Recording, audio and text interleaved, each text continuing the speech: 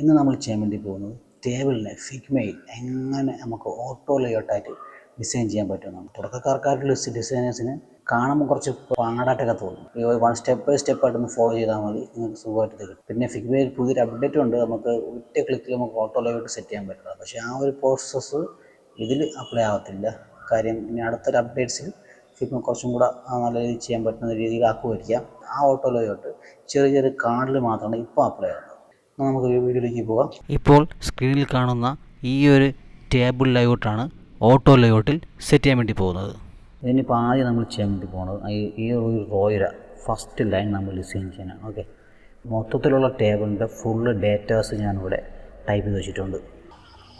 ഇനി ഞാൻ ഇതിന് മൊത്തത്തിലൊന്ന് സെലക്ട് ചെയ്തതിന് ശേഷം ഓട്ടോ ലേഔട്ട് ആക്കുക. അതിന് ഷിഫ്റ്റ് ചെയ്യുക, പ്രസ് ചെയ്യുക, ഓട്ടോ ലേഔട്ട് ആക്കുക. അതിനുശേഷം ഇതിനെ ഹൊറിസോണ്ടൽ ലേഔട്ട് കൊടുക്കുകയാണ്. ഈ ഐക്കൺ ക്ലിക്ക് ചെയ്താൽ മതി, ഹൊറിസോണ്ടൽ ലേഔട്ടായി. ചെയ്യാൻ വേണ്ടി പോകുന്നത് ഈ ഒരു ഫ്രെയിമിൻ്റെ വിഡ്ത്ത് ജസ്റ്റ് ഒന്ന് കൂട്ടുകയാണ്. അതിന് ഞാൻ ജസ്റ്റ് ഇവിടെ ഒരു 770 കൊടുക്കുകയാണ്. അതിനുശേഷം ഇനി ചെയ്യാൻ വേണ്ടി പോകുന്നത് ഇതിൻ്റെ രണ്ട് സൈഡിലുള്ള പാഡിങ് ഒന്ന് അഡ്ജസ്റ്റ് ചെയ്യുകയാണ്. ഞാനിവിടെ ഒരു 30 കൊടുക്കുകയാണ് പാഡിങ്, രണ്ട് സൈഡിലുള്ള പാഡിങ്. ഓക്കെ, ഇനി ഇതിൻ്റെ ഇടയ്ക്കുള്ള പാഡിങ് ഇല്ലേ, അതിനെ നമുക്ക് അതായത് ഓരോ കണ്ടൻറ്റിൻ്റെ ഇടയ്ക്കുള്ള ഒരു പാഡിങ് ഉണ്ട്, അത് നമ്മൾ ജസ്റ്റ് ഒന്ന് കൊടുക്കേണ്ടി വരും. അപ്പോൾ അതിന് ഞാനിവിടെ ഒരു വാല്യൂ കൊടുക്കുന്നില്ല, ജസ്റ്റ് ഇതിനെ ഡ്രാഗ് ചെയ്യുകയാണ്. ഓക്കെ, ഇനി ഇതിൻ്റെ ബാക്ക്ഗ്രൗണ്ട് കളറൊന്ന് ഫില്ല് ചെയ്യുകയാണ്. അതിന് ഫില്ലിൽ പോവുക, ഇഷ്ടമുള്ള കളർ നമുക്കിവിടെ സെലക്ട് ചെയ്യാം. അപ്പോൾ ബാക്ക്ഗ്രൗണ്ട് കളർ ഫില്ലായി. ഇനി നമ്മൾ ചെയ്യാൻ വേണ്ടി പോകുന്നത് ഇതിൻ്റെ മുകളിലും താഴത്തേക്കും കൂടെ പാഡിങ് ഒന്ന് അഡ്ജസ്റ്റ് ചെയ്യും. അതിൻ്റെ ഒരു 3 വാല്യൂ കൊടുക്കുകയാണ്. ഓക്കെ, ഇനി ഇതിൻ്റെ അലൈൻമെൻറ്റ് ഒന്ന് നോക്കിക്കോ, ഇതിൻ്റെ അലൈൻമെൻറ്റ് ഒന്ന് സെറ്റ് ചെയ്യണം. അപ്പോൾ ഇത് ടോപ്പ് ലെഫ്റ്റാണ് കിടക്കണം, നമുക്ക് അലൈൻ ലെഫ്റ്റാണ് കൊടുക്കേണ്ടത്. അപ്പോൾ അലൈൻ ലെഫ്റ്റ് കൊടുത്തു. ഇപ്പോൾ നമ്മൾ ഈ ഫസ്റ്റ് റോ നമ്മളിവിടെ കംപ്ലീറ്റ് ആയിട്ട് ഡിസൈൻ ചെയ്ത് കഴിഞ്ഞു. ഇനി ചെയ്യേണ്ടത് ഇതിനെ ഒരു കോമ്പണൻ്റ് ആയിട്ട് ക്രിയേറ്റ് ചെയ്യുക. അതിനുവേണ്ടി നമ്മൾ ഇവിടുത്തെ ഐക്കണിൽ പോവുക, അതല്ലെങ്കിൽ Ctrl+Alt+K അടിച്ച് കഴിഞ്ഞാലും ഇത് കോമ്പണൻ്റ് ആയിട്ട് മാറും. ഇനി നമ്മൾ ചെയ്യാൻ വേണ്ടി പോണത് ഈ ഒരു കോമ്പണൻറ്റിന് ജസ്റ്റ് കോപ്പി എടുത്ത് താഴേക്ക് വയ്ക്കുകയാണ്. അപ്പം ഇതൊരു കോമ്പണൻ്റാണ്, അതിൻ്റെ ഇൻസ്റ്റൻസ് ആണ് ഇത്.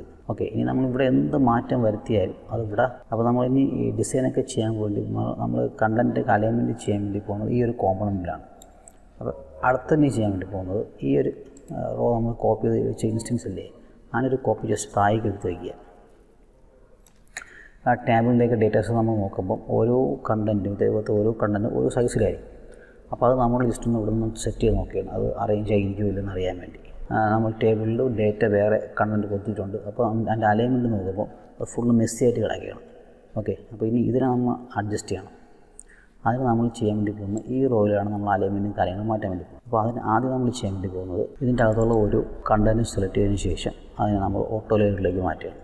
ഇതെല്ലാം നമ്മൾ ഷിഫ്റ്റ് ചെയ്യുക, പ്രസ് ചെയ്ത് ഒന്നും കൂടെ ഓട്ടോ ലേഔട്ടായി.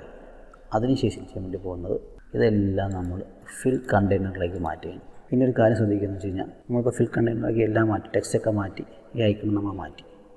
ഇവിടെ ശ്രദ്ധിക്കേണ്ടത് ഈ ചെക്ക് ബോക്സും ഈ ഒരു ഐക്കണിൻ്റെ ഈ ഡൗൺലോഡ് ഐക്കണിൻ്റെ സൈസ് ഒരിക്കലും വലുതാകത്തില്ല, അതിപ്പോൾ ഒറ്റ സൈസായിരിക്കും. അപ്പോൾ അതിൻ്റെ രണ്ടിനെ മാത്രം നമ്മൾ ഒരു ഫിക്സഡ് ആയി കൊടുക്കുക.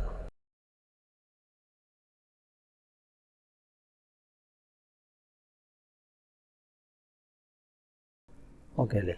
പക്ഷേ ഇപ്പോൾ നോക്കുമ്പോൾ എന്നിട്ട് നമുക്ക് അലൈൻമെൻറ്റ് മാറിയിട്ടില്ല. അത് കാരണം വേറെ ഒന്നുമില്ല. ഇത് സെലക്ട് ചെയ്തിട്ട് ഈ ഒരു അലൈൻമെൻറ്റ് ഇപ്പോൾ നമുക്ക് മനസ്സിലാവും സെൻറ്ററാണ് കിടക്കുന്നത്, നമുക്ക് ഇതൊക്കെ ലെഫ്റ്റായി കൊടുത്താൽ മതി. അപ്പോൾ ഇതിൻ്റെ ഓരോ അലൈൻമെൻറ്റ് നമുക്ക് ലെഫ്റ്റ് അലൈൻമെൻറ്റായിട്ട് കൊടുക്കണം.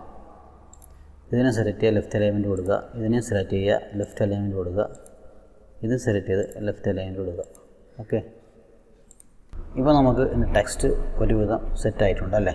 ഇനി നമുക്ക് ഇനി ഇതിൻ്റെ ഫുൾ റോ ഒന്ന് കംപ്ലീറ്റ് ചെയ്തിട്ട് നമുക്ക് നോക്കാം. ഓക്കെ, ഞാൻ കുറച്ചും കൂടെ ഡേറ്റാസ് ഒന്ന് കോപ്പി ചെയ്ത് താഴേക്ക് വെച്ചിട്ടുണ്ട്. ഇതിലൊരു പ്രത്യേകത എന്ന് വെച്ച് കഴിഞ്ഞാൽ ചില ഡേറ്റാസ് എല്ലാ കണ്ടൻറ്റും ഒരുപോലെ ആയിരിക്കില്ല. നേരത്തെ പറഞ്ഞില്ലേ, ചില കണ്ടൻറ്റ് നമ്മൾ കുറച്ച് വലുതായിരിക്കും, അതായത് അടുത്ത കോളത്തിലേക്ക് ഇങ്ങനെ മെർജ് ചെയ്യാൻ സാധ്യതയുണ്ട്. അപ്പോൾ ആ സിനാരിയോയിൽ നമ്മൾ ചെയ്യേണ്ടത് ഇപ്പോൾ ഏറ്റവും നീളം കൂടാൻ സാധ്യതയുള്ള ആ ഒരു കോണ്ടൻറ്റ് സെലക്ട് ചെയ്തതിന് ശേഷം അതിൽ നമ്മൾ ജസ്റ്റ് ഒന്ന് ഫിക്സഡായി കൊടുക്കുക. ഓക്കെ, എന്നിട്ട് അതിനെ ജസ്റ്റ് ഈ ഫ്രെയിം ഒന്ന് ജസ്റ്റ് നീട്ടി കൊടുത്തു കഴിഞ്ഞാൽ അതങ്ങ് അറേഞ്ച് ആയി പോകും. ഓക്കെ, ഇനി നമ്മൾ ചെയ്യാൻ വേണ്ടി പോകണം ഇതിനെ ജസ്റ്റ് എല്ലാം കംപ്ലീറ്റ് ആയിട്ട് സെലക്ട് ചെയ്തതിന് ശേഷം ഇതിനെ ഒരുമിച്ച് ഓട്ടോ ലേഔട്ടിലേക്ക് മാറ്റുക. ഓക്കെ, ഇതിപ്പോൾ ഒരുമിച്ച് ഒറ്റ ഓട്ടോ ലേഔട്ടായി മാറി കഴിഞ്ഞു. നമുക്കിതിൻ്റെ കുറച്ച് ബോർഡറും കാര്യങ്ങളൊക്കെ നമുക്ക് കൊടുക്കാം. അപ്പോൾ ഇനി ഇതിൻ്റെ ബോർഡർ കൊടുക്കാൻ വേണ്ടി ജസ്റ്റ് ഫില്ല് കൊടുക്കുക. ഫില്ല് കൊടുത്തതിന് ശേഷം ജസ്റ്റ് ഒരു കളർ ആഡ് ചെയ്യുക, ഗ്രേ കളർ ആഡ് ചെയ്യുക. അതിനുശേഷം ഇപ്പോൾ ഈ ഫ്രെയിം സെലക്ട് ചെയ്തതിന് ശേഷം ഈ പാഡിങ് ഒന്ന് ഇങ്ങനെ അഡ്ജസ്റ്റ് കൊടുത്താൽ മതി. നമുക്കിതിൻ്റെ ഇടയിൽ ആ ഒരു ലൈൻ കിട്ടും. പിന്നെ 4 ചുറ്റും നമുക്ക് വേണമെങ്കിൽ ബോർഡർ കൊടുക്കാം. അതിന് ചെയ്യേണ്ടത് സ്ട്രോക്കിൽ പോവുക, ശേഷം ഒരു ഔട്ട് സൈഡ് സ്ട്രോക്ക് കൊടുക്കുക. നേരത്തെ സെലക്ട് ചെയ്തതിന് ആ കളർ തന്നെ കൊടുക്കുക. ഇപ്പോൾ നമ്മൾ ആ ഫ്രെയിം ഇപ്പോൾ നമ്മൾ ആ ടേബിൾ പൂർണ്ണമായിട്ട് കംപ്ലീറ്റ് ആയി കഴിഞ്ഞു. ഇനി ചെയ്യേണ്ടത് ഈ ടേബിൾ ജസ്റ്റ് ഞാൻ കോപ്പി ചെയ്ത് താഴെ തന്നെ വയ്ക്കണം.